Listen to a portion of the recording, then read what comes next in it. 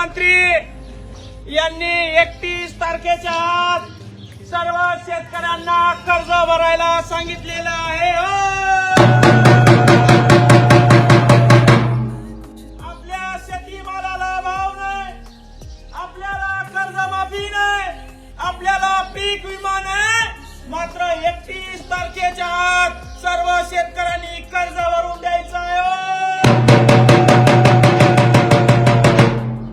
आपल्याला निवडणुकीत सांगण्यात आलं तुमची कर्जमाफी करू, तुम्हाला 1 रुपयामध्ये पीक विमा देऊ, मात्र पीक विमा दिला नाही, कर्जमाफी दिली नाही, मात्र 31 तारखेच्या आत पूर्ण कर्ज भरून या सांगितलं.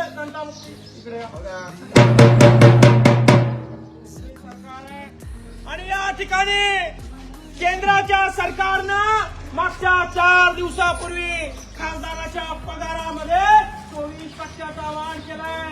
24% वाढ म्हणजे 1 लाखाला 24,000 रुपये आता खासदाराला जास्त मिळणार आहे. अण्णा, खासदाराला 1 लाखाला 24,000 रुपये वाढवले. कशाला माहितीये का?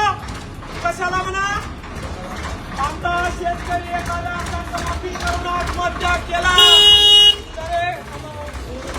आता शेतकरी एखादा कर्जमाफी करून आत्महत्या केला, हा खासदार येणार, ताफा घेऊन येणार, त्या शेतकऱ्याच्या थडग्यापासून येऊन उभा राहणार आणि भावपूर्ण श्रद्धांजली देणार आणि शेतकऱ्याच्या टळूवरचं लोरी खाणार. त्यासाठी खासदारांना 24,000 रुपये पगार वाढून या वर्षी निर्णय घेतलाय 4 दिवसापूर्वी. आणि पगार कधीपासून वाढवणार आहे माहितीये का? मागच्या 2 वर्षीपासून तो पगार लागू करणार आहे, पेन्शन बी लागू करणार आहे, भत्ता बी लागू करणार आहे. शेतकऱ्याच्या मालाला भाव नाही, शेतकऱ्याच्या कापसाला भाव नाही,